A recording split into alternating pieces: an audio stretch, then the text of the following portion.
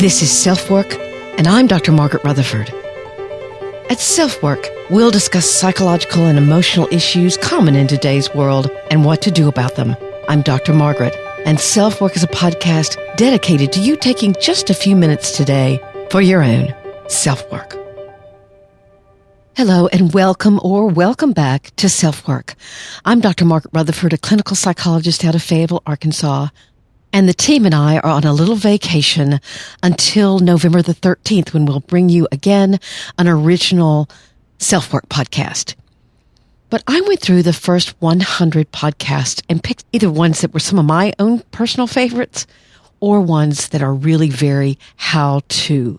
And we'll actually bring you 2 of them a week, always with the idea of reaching out to those of you who are already comfortable with psychological and emotional issues. Perhaps you're in therapy, to those of you who've just been diagnosed with something and you're looking for answers, or for those of you who wouldn't darken the door of a therapist's office, but you might just be curious enough to listen to a podcast like SelfWork.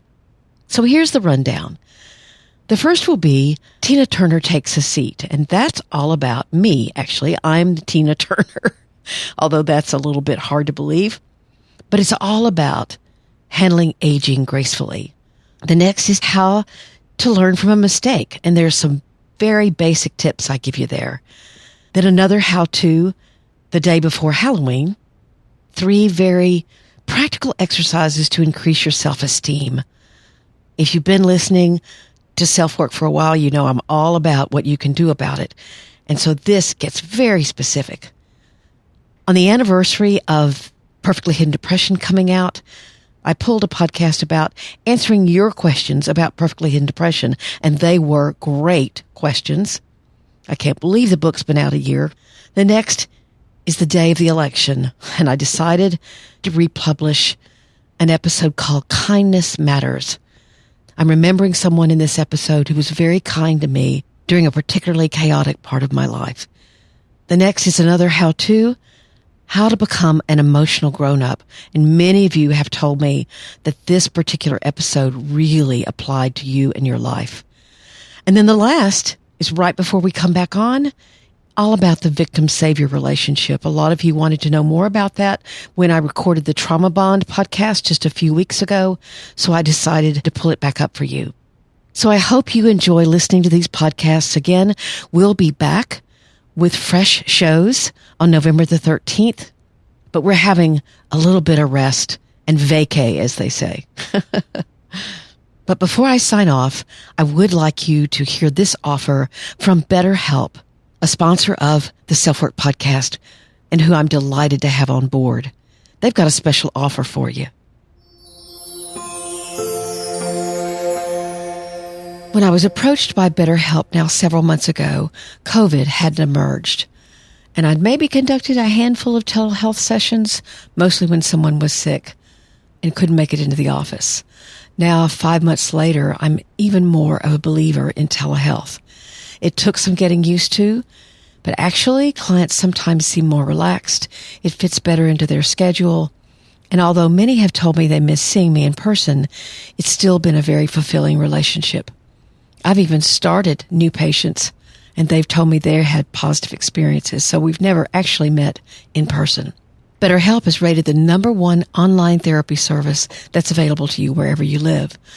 Confidential and highly personalized, it's much less expensive than normal talk therapy. You can text, have video chats, or just talk on the phone. You outline what you're looking for, and BetterHelp suggests several therapist options for you. If you don't seem to find a way to connect with one, they'll ask you more about what you're looking for and then suggest others. I, of course, tried it out before I was going to recommend it to you, and the 2 therapists I had sessions with listened well and made great suggestions for me, and ones that actually I might make myself. I talked about my own panic disorder and a very scary situation I'd been through, and they were caring and thoughtful. And I was amazed at how easy it was to get in touch with them to make time changes, for example.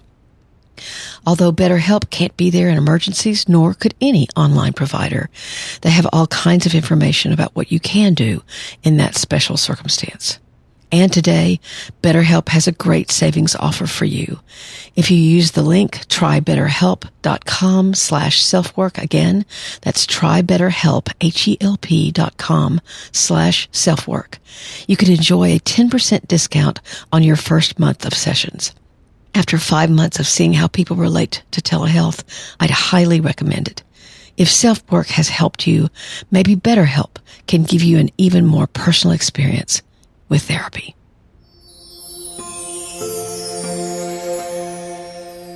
And so, now we'll focus on the topic of the day. Take care. I'm Dr. Margaret, and I'll see you November the 13th.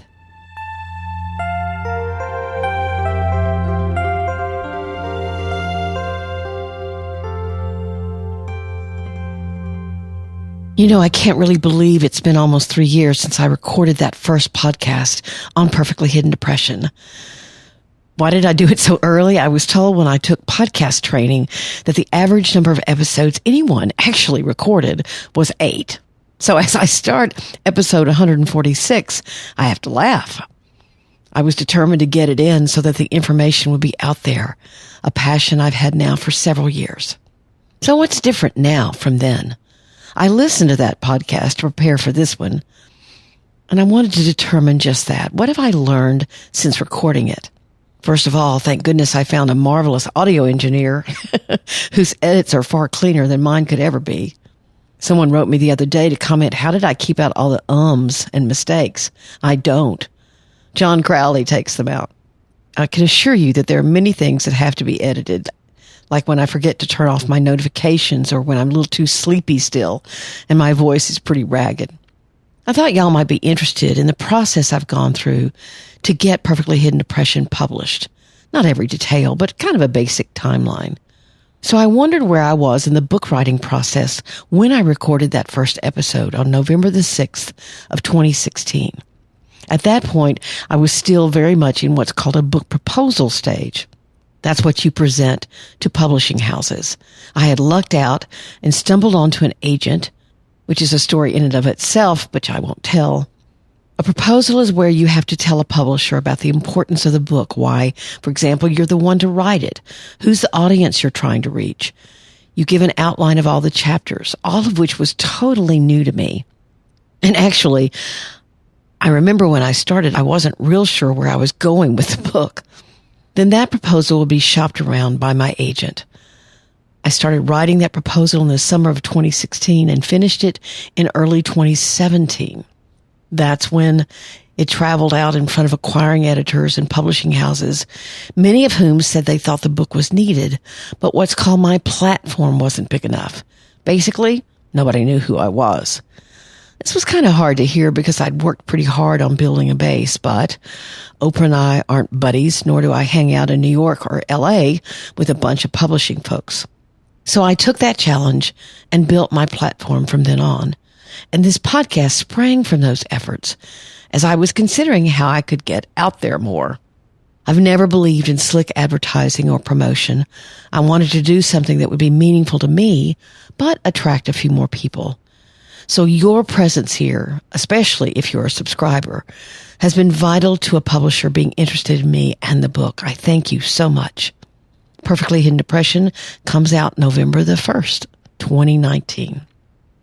So let's feature some of your emails and questions to me about Perfectly Hidden Depression. The first is about how to find balance between creativity and perfectionism.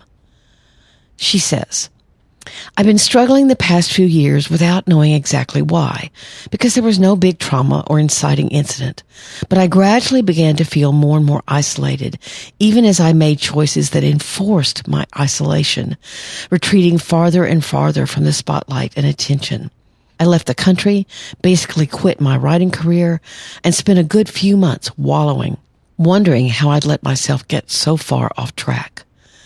I'm the good child, an only child who never got in trouble, whose accomplishments look amazing on paper. But in reality, I feel like no one sees me. No one cares what I'm doing or appreciates my work. I'm so deep in the show no pain mask, I've taken myself to the ER more than once without telling anyone, only reporting the problem to my family in a factual way the day after discharge. It's always felt easier to suffer alone, where I don't have the added stress of pretending everything is fine. So, obviously, I kind of identify with a few of your PhD markers, like 17 of them. Finding your podcast and your work has sparked the biggest aha moment.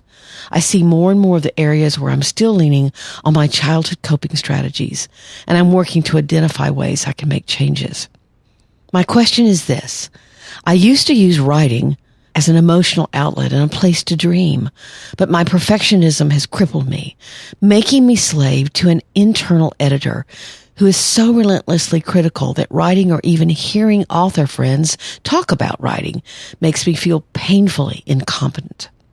I can see where and how I need to make behavioral changes in my personal life and relationships, but when it comes to creative work, I'm just stuck on how to move forward.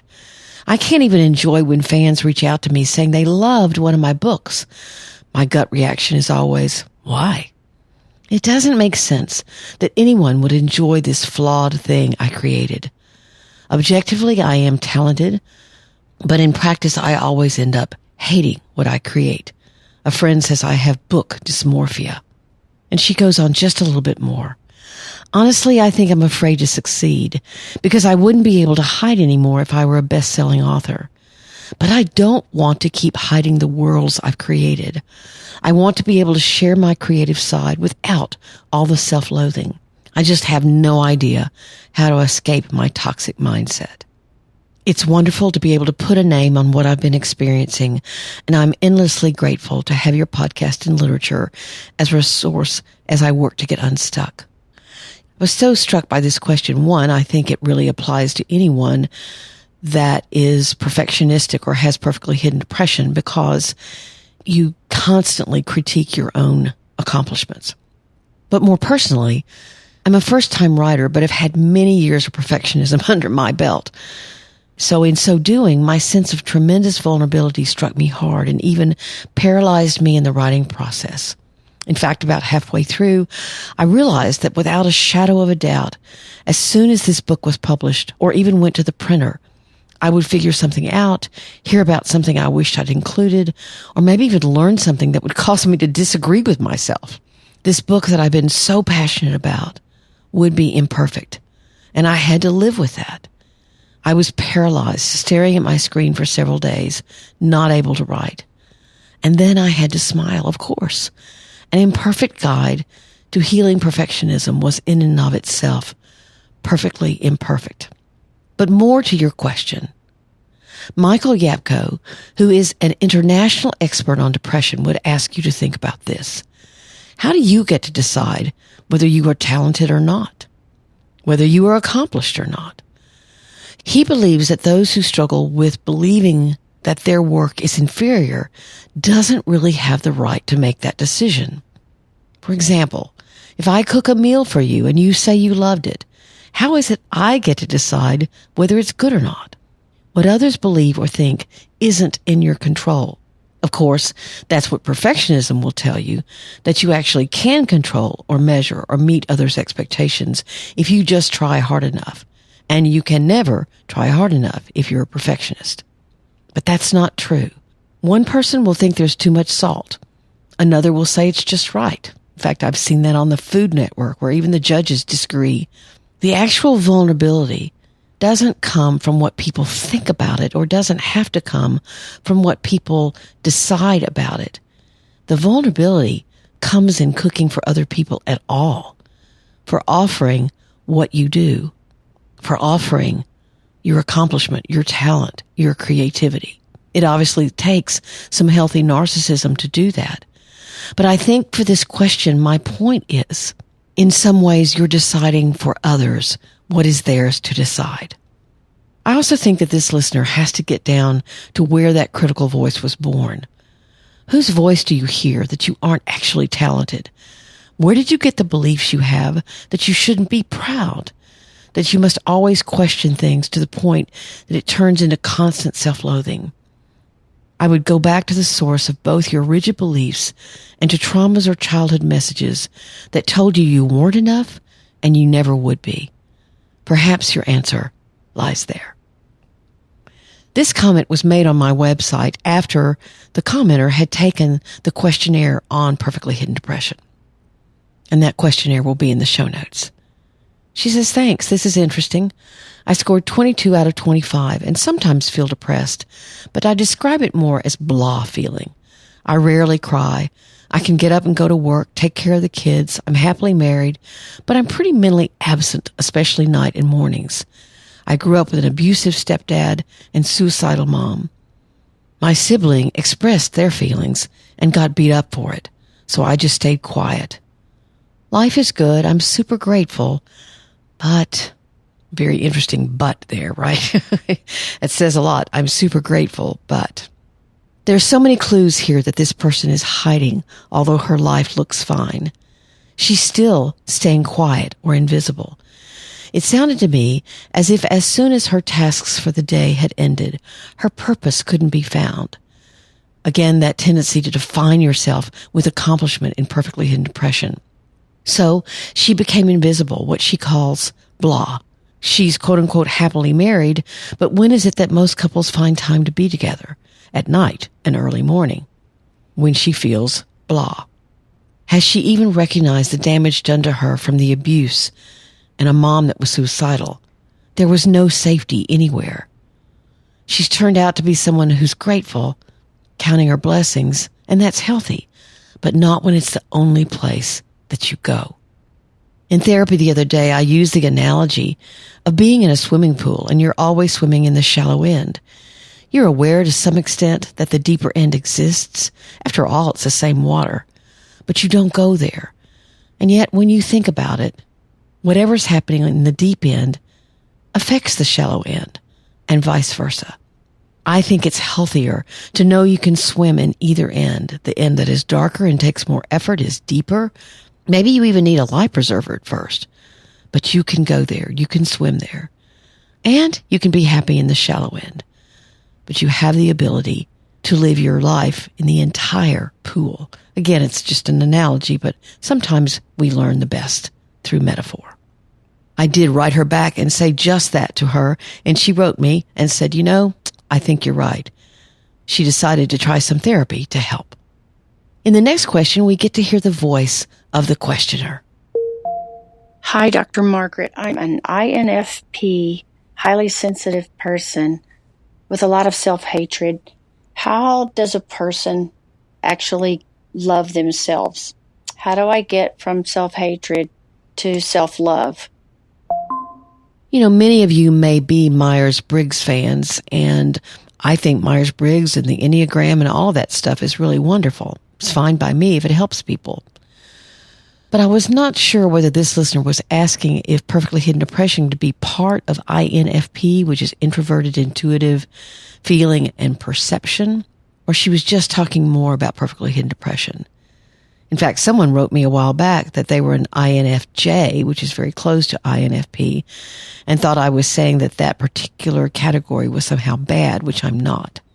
I looked up the characteristics of an INFP, and they're idealistic, they seek harmony, they're open-minded and flexible, dislike being constrained by rules. That is definitely not perfectly hidden depression.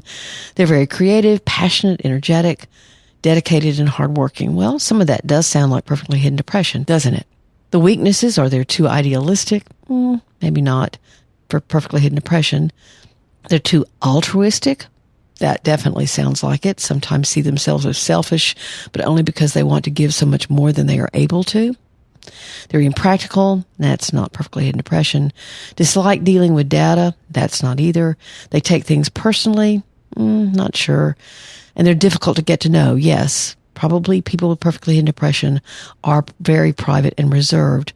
They may not look that way. They may look very engaged, but they keep a lot to themselves. However, she also talks about wanting to go from self-hate to self-love, which is quite a dramatic way to present her dilemma. And it's interesting to me that she's a Myers-Briggs person, because that method stresses that all personality types have their strengths and weaknesses, and yet obviously she sees her struggles as bad or unacceptable, and they lead to self-loathing. The answer to her question lies for me in self-acceptance. I think it may be difficult to get to self-acceptance if you're too far on either side of the spectrum, where you hate yourself or you love yourself too much and have little humility. Perhaps it's best to consider that it's a journey to the middle, where you can list strengths or identify your strengths, and you can identify your vulnerabilities, and you can accept that both are there. Hatred towards yourself or others takes up an immense amount of emotional energy. So you can grow self-acceptance by taking very small steps, beginning to tell one friend about something you did that you now regret, and hearing their understanding and let it soak in. Or actually brag on yourself a little bit. Tell someone something you're proud of about you. That's not narcissism. That's simply claiming your worth. If you can do this, accept both your strengths and your vulnerabilities, you can begin to give that gift to others as well as to yourself. And here's the last question about perfectly hidden depression. Your description of PhD, perfectly hidden depression, could have described me in my entirety. I have battled with my mental health for years. I've tried several different forms of therapy and survived several serious suicide attempts. The reason that conventional therapies have never worked for me has hit me squarely between the eyes after reading your article. It was due to my inability to really communicate my feelings and struggles, and wearing the carefully cultivated mask that gave the impression that I was doing well in therapy. I was the model patient, the one in control when really I was anything but. I presented my mask in all aspects of my daily life and with all my personal relationships. I am currently in therapy with a therapist who I feel I'm working well with, but I'm still avoiding the issues that I should really address. Because to confront those might make me less perfect. To speak aloud all the ugly facets, and the realization that I might not like the real person behind the facade, much less know that real person. My facade has been my life for so many years. I'm not sure what is left if you take that away. But maybe it's time to find out. So I just wanted to reach out and say thank you. You've given me a bit of a starting point. My long road to recovery may at last have some signposts along the way. Well, of course, you're very welcome. Writing about perfectly hidden depression and getting to know more about it from people just like you and all of you has been my passion for the last 5.5 years. So here's my answer. Obviously, you know that looking like the perfect patient will never lead to true healing because you're trying to morph yourself into who you believe the therapist needs you to be, or she or he tells you you're making great progress, when you know you actually go home to low self-worth or even suicidal thoughts, or to loneliness or to despair. You're taking care of the therapist rather than the other way around. And it's a hard habit to break. I know that when I was in therapy the first couple of times, I only presented what I thought would be okay for me to talk about. I certainly didn't present some of the things that were really going on in my life that were quite chaotic. I got there, but it took me a while. So where do you begin when you've got that situation with a therapist or a friend or whomever? You start out by telling your therapist there are things you're very scared to share. You start where you are. You can talk about the process of sharing before you actually do. That can really help. Talk about what you're afraid their reaction will be, what you're afraid of losing, what you're afraid of uncovering, what you're nervous about revealing. What has happened other times when you've tried to reveal? Maybe you were ignored or even not believed. That's actually a frequent happening with perfectly hidden depression. People don't see you that way, so they look at you incredulously and say, "What? You've got a great life. What are you talking about?" But spend as much time there as you need to, and then move forward. Your trust will be increased. Your comfort with risk will hopefully increase as well. I'm so sad for you that your life has been riddled with attempts to get help and you didn't receive it. And obviously there were extremely severe results. Thank you so much for letting me know, and I wish you all the best. I promise it will end feeling good and free to ultimately take down that persona. It's far less work, and the payoff can be pretty amazing.